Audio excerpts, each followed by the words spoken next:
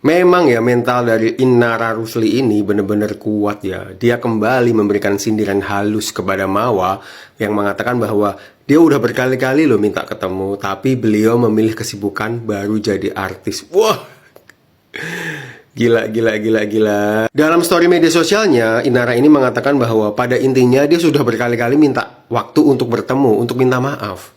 Tapi Mawa ini memilih sibuk jadi artis.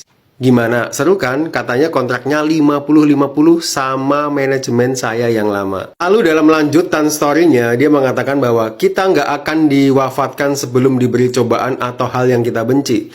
Nanti kalau kalian dikasih cobaan yang pernah kalian benci dan caci, kalian harus siap dengan kuat ya. Ini seperti mengingatkan ingatan publik kan. Pada waktu itu ketika Inara yang katanya diselingkuhi sama mantan suaminya, dia kan menggebu-gebu mengungkap bahwa perempuan yang baik-baik itu tidak akan pernah mau dipoligami, tidak akan mau sama suami orang, bla bla bla bla bla bla. Nah, ini mungkin dia ingin mengatakan bahwa dulu aku pernah benci loh diselingkuhin, tapi sekarang kok aku melakukan hal yang sama.